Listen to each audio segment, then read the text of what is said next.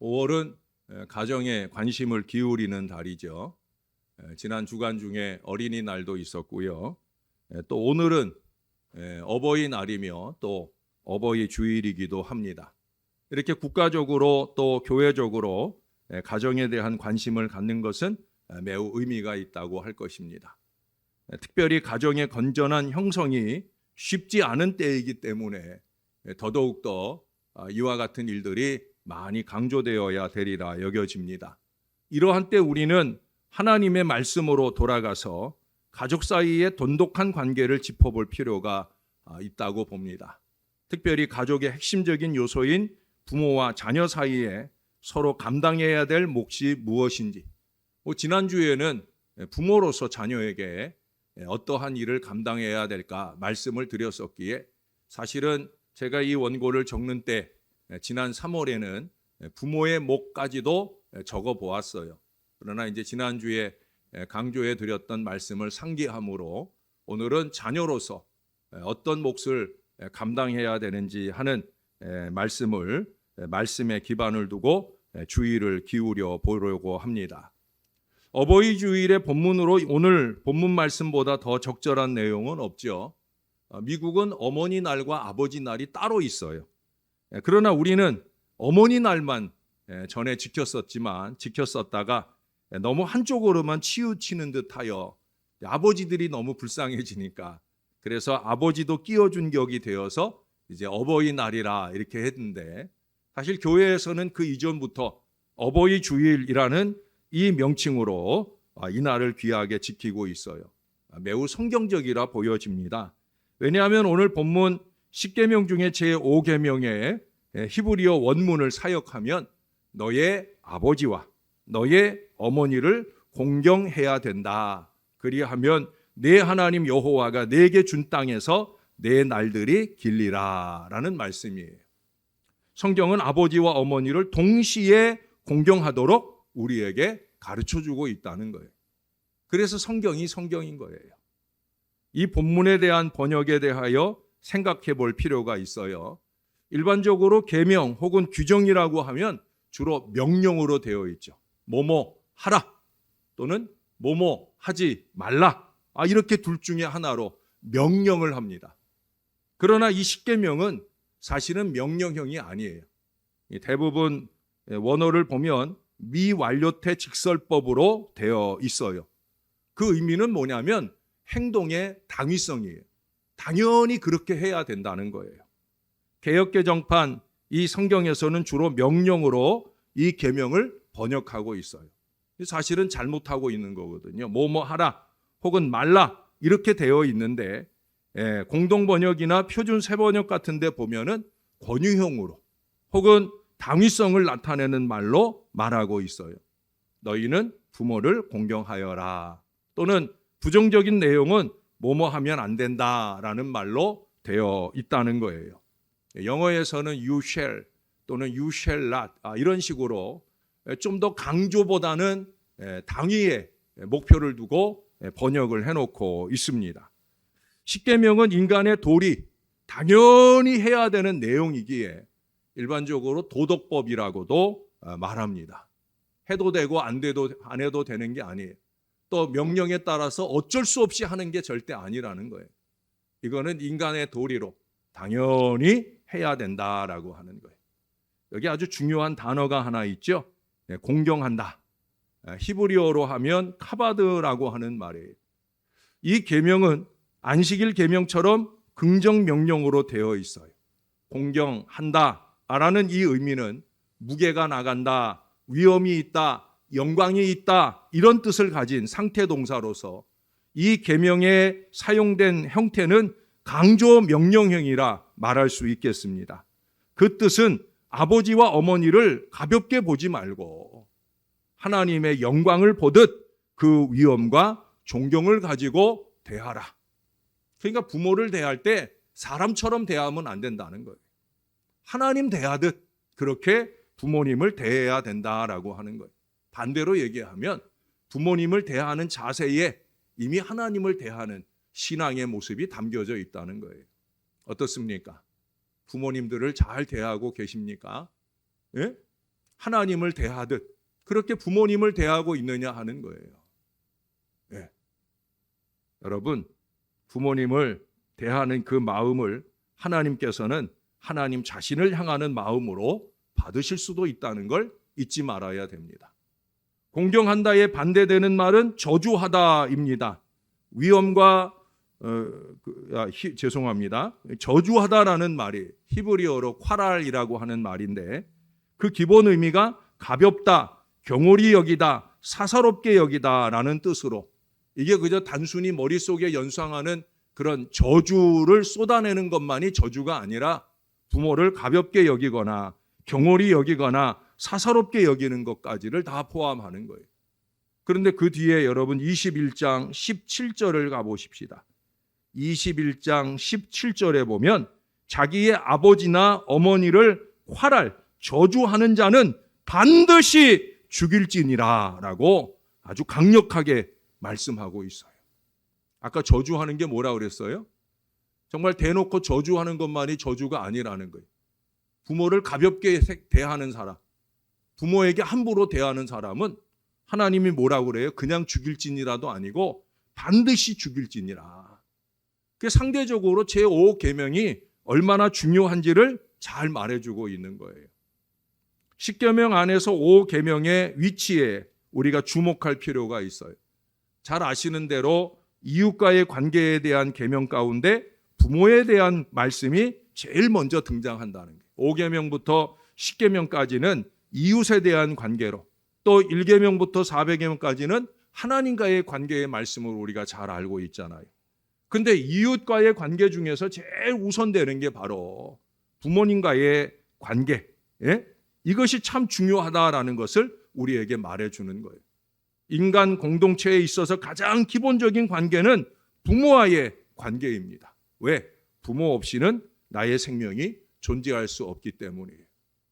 우리 중에 누구도 부모 없이 이 세상에 태어난 사람은 아무도 없어요. 그런 점에서 이 관계가 가장 기초적이고 기본적인 관계일 뿐만 아니라 가장 중요한 관계라는 사실이에요. 이 배열에도 다른 의미가 있어요. 이게 무슨 얘기냐? 부모에 관한 이 5계명은 6계명부터 10계명까지의 이웃과의 관계에 대한 계명과도 관련이 있지만 한편으로는 1계명부터 4계명까지의 하나님과의 관계에 대한 계명과도 관련이 있는 거예요. 그저 이웃과의 관계로부터 5계명부터 10계명까지 다 얘기하지만 실제로는 5계명도 하나님과의 관계 속에서 말할 수 있다라고 하는 거예요. 이게 왜 그런 줄 아세요? 지금 1계명부터 10계명까지의 하나님의 이름이 나오는 계명이 5계명까지 이어진다는 거예요. 6계명부터 10계명까지에는 하나님, 엘로힘이라고 하는 이름이 안 나타나요. 근데 여러분 5계명도 보세요. 내 하나님 여호와가 내게 준 땅에서 내 생명이 길리라. 5계명까지는 하나님 이름이 언급되면서 하나님과 관계하는 아주 중요한 의미를 두고 우리에게 말해주고 있다는 거예요. 그런 점에서 이 5계명은 1계명부터 4계명까지 또 6계명부터 10계명까지의 연결고리로서 의미도 있지만 더 중요한 건 뭐예요? 5계명도 하나님을 향하는 계명으로서 우리가 기억해야 되는 것을 말씀하고 있는 거예요. 부모는 나에게 생명을 주신 분들입니다. 이런 뜻에서 부모는 나에게 있어서 내 생명의 창조자가 되는 아주 중요한 존재라는 거예요. 물론 모든 생명의 궁극적인 근원은 창조주 되신 하나님이시죠. 그러나 부모 없이는 나의 생명이 잉태되는 하나님의 창조 역사 역시 이루어질 수 없었을 거예요.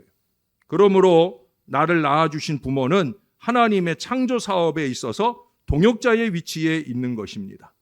구약은 인간이 가져야 할 하나님에 대한 태도와 자녀들이 가져야 할 부모에 대한 태도를 동등하게 취급하고 있어요.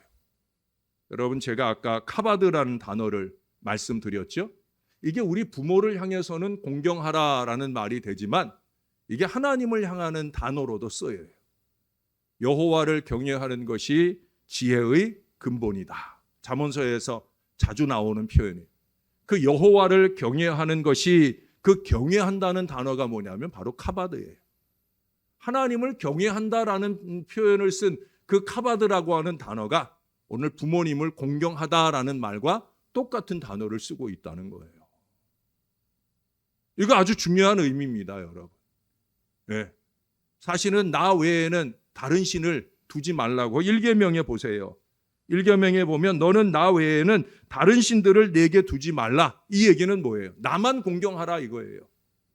카바드, 이거는 나에게만 쓰는 말이어야 된다. 다른 신에게는 절대 카바드 하면 안 된다. 바로 그런 얘기예요. 그런데 하나님이 유일하게 이 계명 속에서 예외를 둔 대상이 있다는 거예요. 누구예요? 부모예요, 부모. 부모에게는 나에게처럼 카바드 해도 된다. 예? 경외하는 마음을 가지고, 존중하는 마음을 가지고, 영광을 돌릴 마음을 가지고 그렇게 공경해라, 카바드 해라. 아주 중요한 얘기입니다, 여러분. 사랑하는 여러분, 저와 여러분이 가슴속 깊이 새기면서 잊지 말아야 돼요. 카바드. 카바드. 우리 하나님을 대하듯 부모님을 대해야 된다는 거예요. 물론 저도 잘 그러지 못할 때가 많아요. 예? 그래서 우리가 다시 한번 돌이켜보면 오늘 이 10계명 중에 5계명, 이 계명을 다시 한번 새겨보면서 카바드, 예? 이 마음을 다시 한번 다질 수 있어야 됩니다. 이처럼 출애굽기 20장 12절은 10계명의 일부분이에요. 10계명은 본문의 맥락에서 볼 때 언약의 일부분입니다. 하나님께서 이스라엘 백성을 선택하여 언약을 맺어 하나님의 백성 삼으신 그 은혜의 결실입니다.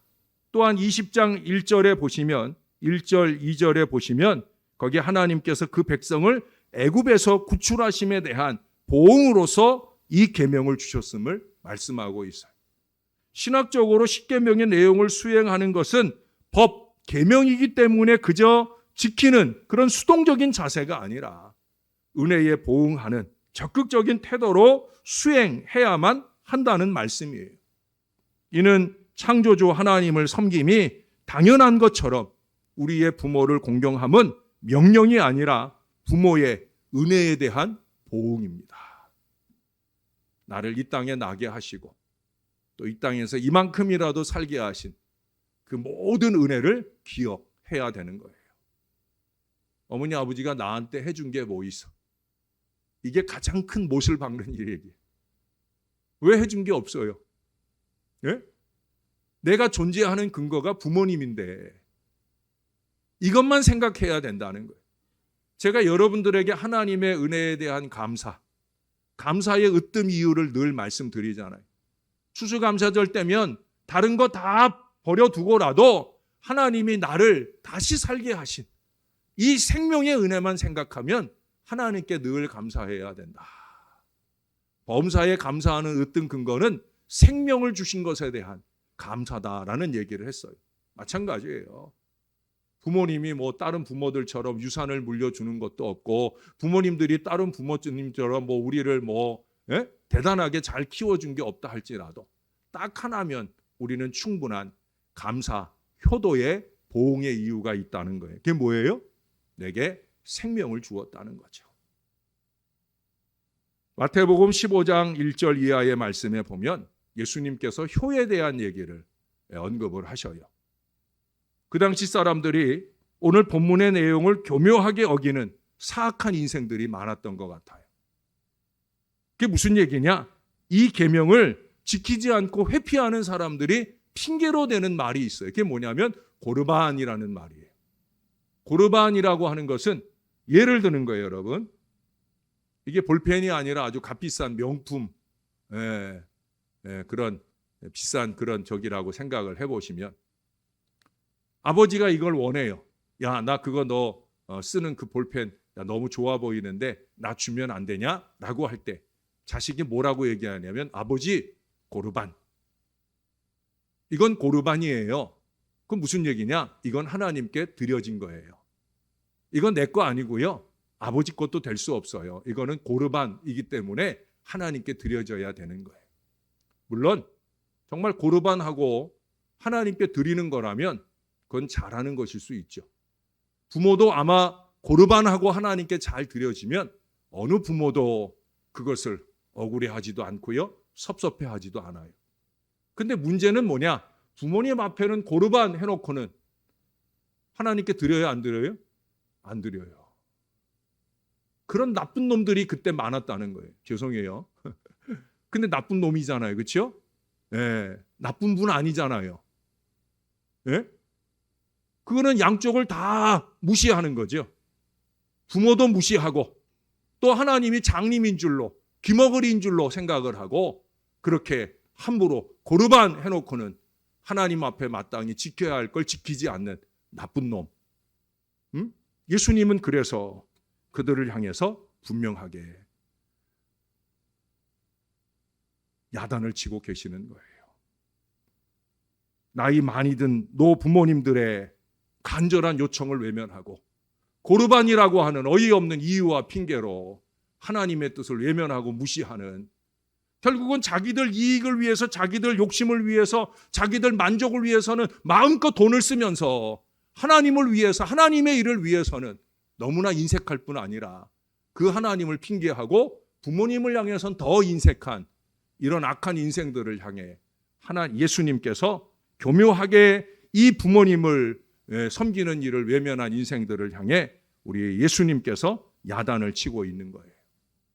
오늘 우리는 고르반은 고사하고 자기의 얄팍한 이기와 목적을 우선으로 앞세우면서 부모님께 대한 마땅한 섬김을 외면하는 경우가 많이 있지 않은지요.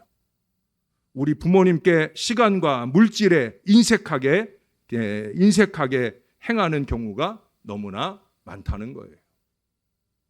여러분, 부모님들에게 제일 된 효도는 뭐라고 그랬어요? 얼굴을 보여드리는 거라고. 네? 얼굴을 보여드리는 거예요. 저에게는 4분의 부모가 있다고 제가 주보에 적었어요. 네. 저의 육신의 양가 부모님들이 계시고 또 하늘 아버지가 계시고 그리고 저의 영의 아버지인 박성진 목사님이 계시다고 그랬어요. 지금은 양가 부모님 중에 2분 어머님만 생존해 계셔서 이 어머님들께 제 나름으로는 정성을 다해서 효도를 해보려고 노력을 합니다. 근본에도 이제 어버이날 맞이하면서 지금은 대신방 기간이어서 시간이 잘 나진 않아요. 또 제가 목사다 보니까 또 내일도 또 중요한 모임이 있고 해서 부득이하게 한 주 미뤄서 우리 부모님 양쪽 어머님을 모시려고 그렇게 약속을 해놓고 있는데, 어떻든지 간에 이 양쪽 어머니를 향한 마음이나 또 생존해 계시는 우리 박성진 목사님 그분들을 4분을 향해서나 제가 열심히 하는 건 뭐냐면 얼굴을 보여드리는 거예요. 제가 우리 육신의 어머니들을 위해서만 아니라 제 영의 아버지 박성진 목사님을 향해서도 얼굴을 보여드리는 일에 열심을 내요. 왜냐하면 저를 보는 걸 좋아하시거든요. 제가 가서 목회적인 얘기를 해드리고 그 얘기 가운데는 좋은 얘기도 있지만 제가 목회하면서 어렵고 답답한 일, 참 억울한 일, 이런 일들을 유일하게 쏟아놓는 게 그 어른이에요. 양쪽 어머니들한테는 그 얘기 못 하잖아요. 그렇죠? 왜? 어머니들이니까 마음 아파하실까. 그러나 이분은 목회를 해오신 어르신이라 이 어른에게는 제가 제 마음을 다 토해요. 예?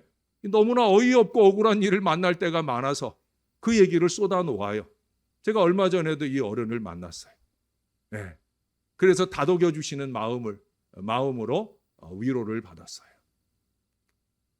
여전히 위로를 주시는 우리 어르신들이에요. 그 어르신들께 얼굴을 보여드리세요. 오늘 일부 예배 전에 정재가 꽃을 가지고 저한테 왔어요. 제 방에 왔어요. 일부 예배 시간에 청년들이나 우리 청소년부 아이들이 많이 오지 않아서 일찌감치 오는 우리 정재가 혼자 왔다고. 그래서 미안하게도 내가 정재한테 미안하다 그러고 돌려보냈어요. 왜? 저는 꽃 하나 다는 게 중요한 게 아니거든요. 애들 얼굴 보는 게 중요하잖아요. 그래서 2부 예배 앞두고 청년이나 청소년부 애들 다 오면 그때 그 애들 데리고 오라고. 나한테는 꽃 하나 다는 게 중요한 게 아니라 그 아이들 얼굴 보는 게 중요하다. 왜 담임 목사는 꽃을 안 다셨나 궁금해하실 것 같아서 제가 얘기하는 거예요. 꽃 달아주려고 했는데 제가 나중에 달겠다 했어요. 어버이인 나로서는 아이들 얼굴 보는 게 더 좋은 거거든요. 용돈을 100만 원, 1000만 원 받으면 뭐 하겠어요? 내 그리운 자식들 얼굴 보지 못하면 그게 제일 슬픈 거예요. 여러분 그냥 은행 계좌로 돈 몇 푼 보내드린 걸로 효도 다 했다고 생각하면 절대 안 돼요. 찾아봐야 되는 거예요. 얼굴을 보여드려야 되는 거예요. 유대인 중에 랍비 중에 탈폰이라고 하는 사람의 효도 이야기가 있어요. 이 탈폰의 어머니가 잠자리에서 일어날 때면 탈폰은 그 어머니 앞에 가서 난짝, 그 어머니 옆에 가가지고 난짝 엎드려요. 왜 엎드리느냐? 어머니가 자기를 짚고 일어나시기 편하시도록 하려고. 자기를 짚고 일어나라는 의미에서 그 어머니 옆에 난짝 엎드려 이렇게 됩니다. 건전한 마음가짐으로 목회하던 이 랍비는 무척 가난했어요. 그래서 어머니의 신발을 새로 사드릴 수가 없어서 그 어머니의 신발을 이제 나중에는 수선조차 할 수 없게 되어서 그 어머니가 신발 없이 맨발로 다니셔야 됐는데 그때 탈폰은 어머니의 신발을 사드릴 수 없는 안타까운 마음으로 어떻게 했는지 아세요? 어머니가 발을 뗄 때마다 그 발 밑에 자기의 손바닥을, 그래서 어머니가 맨 땅을 돌짝밭을 밟고 가지 아니하시도록 자기의 손바닥을 밟고 걸어가실 수 있게 무릎으로 손바닥을 대밀고 그 손바닥에 어머니가 밟으면 또 이쪽으로 밟으면 한 발 한 발 자기는 무릎으로 기어다니면서 어머니의 발이 땅에 닿지 않도록 어머니로 하여금 자기의 손바닥을 밟고 걸어가도록 그렇게 효도를 했다는 거예요. 돈이 많아야 효도하는 게 아니에요. 돈이 한 푼이 없어도 마음을 다해 그 부모를 아끼는 마음, 그 부모를 섭섭하게 하지 않으려는 마음, 그 마음이 바로 효도가 되는 거예요. 여러분 이 계명은 나중에 이 에베소서에서 우리 고집사님이 우리 교회의 첫 번째 기도 순서를 감당하시면서 그 말씀을 인용해서 기도하셨는데 약속 있는 첫 계명, 이 1계명부터 10계명까지의 약속이 있는 계명은 딱 5계명 하나예요. 어떤 약속이 있어요? 그리하면이라고 말하는 약속이 있어요. 내 하나님 여호와가 내게 준 땅에서 내 생명이 길리라. 부모에게서는 생명을 받았는데 이 생명이 길게 잘 사는 비결, 그 약속을 얻는 은혜가 뭐냐? 부모님께 효도하면 하나님께서 우리 부모님께로부터 받은 이 생명을 길게 해주시는 이 은혜를 누리게 하겠다. 약속을 하셨어요. 사랑하는 여러분, 우리가 이 약속을 은혜로 받아야 할 것입니다. 우리나라 현실에서 볼 때 부모 경동이 매우 필요합니다. 그 이유는 점차 인륜에 벗어나는 말로 형용할 수 없는 일들이 많이 벌어지고 있기 때문입니다. 우리 사회가 핵가족화되고 개인주의 세속화의 물결이 넘치고 있고 인간의 수명이 급속히 늘어나서 고령화 사회에 다다르고 있어요. 이러한 현상들이 부모 경동의 장애물이 되고 있어요. 부모의 은혜를 잊어버리는 세태가 만연한 가운데 있어요. 지난 어린이날에는 모처럼 이제 마스크도 벗고 이렇게 좀 더 자유롭게 되니까 뭐 에버랜드니 롯데월드니 뭐 난리가 났다고. 근데 왜 꼭 그날이어야 되냐? 물론 부모들이 그날 쉬는 날이기도 하지만 애들이 그날 거기 안 가면 난리가 나니까. 그래서 그 아이들 데리고 그 어려운 자리에도 간다는 거예요. 정말로 모든 고생을 무릅쓰고라도 그 자식들이 원하는 걸 해주고 싶어 하는, 그게 부모들 마음이죠. 그러나 과연 그 자식들을 향한 중간 세대인 우리는 과연 부모를 향해서도 그 정도의 지극한 마음이 있느냐는 거예요. 여러분, 불효는 하나님께 지은 죄와 똑같은 죽음의 벌을 받아요. 우리 아까 21장 17절에서 확인해 보았잖아요. 또 예수님께서도 그 시대 고령화된 부모를 돌보지 않는 자식들을 몹시 꾸짖으셨다고 제가 고르반 얘기를 하면서 말씀해 드렸어요. 고르반의 핑계를 대고 자기의 자식도리를 제대로 못하는 자는 저주를 받을 것임을 예수님께서 말씀하셨어요. 우리 자녀들은 우리 부모님들을 실망시켜 드릴 때가 참 많아요. 눈물로도 모자라 한숨을 더하게 하곤 합니다. 그럼에도 불구하고 우리 부모님들은 늘 참아주셔요. 우리를 노엽게 하지 않으시려고 애를 씁니다. 나는 괜찮아. 나는 괜찮아. 저희 어머니가 이제 카톡 보내는 거를 배우셨거든요. 이렇게 찍어서 보내는 건 못하시고 이렇게 녹음해가지고 이렇게 말을 하면 요새는 카톡이 다 알아듣고 글자를 해주면 그걸 보내는 걸 이제 하기 시작하셨어요. 그때 제일 많이 하시는 게 그 말씀이에요. 나는 괜찮아. 아무래도 괜찮아. 코로나19가 그 가정에 틈타가지고 우리 형님네 식구들이 이제 형수님부터 하나하나 전염이 될 때 그때 내가 형님 네 분한테 당부를 했어요. 우리 어머니를 좀 잘 보호해 달라고. 근데 그 단톡 안에 어머니가 계셨어요. 역시 어머니는 마찬가지의 말씀을 하셨어요. 나는 괜찮아. 빨리 애미가 나아야지. 그게 어머니 마음이에요. 결국 어머니도 걸리셨어요. 뭐 큰 어려움 없이 잘 지나가긴 했지만 그래도 그것이 어머니 마음이라는 거예요. 이제 우리 자식들이 부모님을 노엽게 하지 않도록 우리가 좀 노력해야 할 것이에요. 그렇게 부모를 위하는 것은 결코 부모님만을 위하는 것으로 끝나지 않는다는 거예요. 오늘 말씀에서도 증거하듯이 그것은 곧 우리 자신을 위한 거예요. 여러분, 위를 향해 무엇이든지 던져보세요. 그것은 고스란히 내게 돌아옵니다. 그것이 좋은 것이든 나쁜 것이든 위를 향해 던지는 것은 내가 고스란히 뒤집어 쓴다는 거예요. 기왕이면은 가장 좋은 것, 효도를 올려드림으로 우리 하나님의 복을 더 풍성히 받아 누리는 우리 자녀들이 다 될 수 있기를 바랍니다. 사랑하는 여러분, 효도는 사실 긴 말이 필요 없어요. 눈 어두워지고 귀 어두워가고 치아도 온전하지 못하고 육신은 점점 힘을 잃어가시는 우리 부모님을 향해서 여러분 다른 거 필요 없다는 거예요. 그저 평생의 감사를 품고 사랑을 좀 드리자 하는 거예요. 뭐 큰 것을 원하고 계시는 부모님들은 요만큼도 없을 거예요.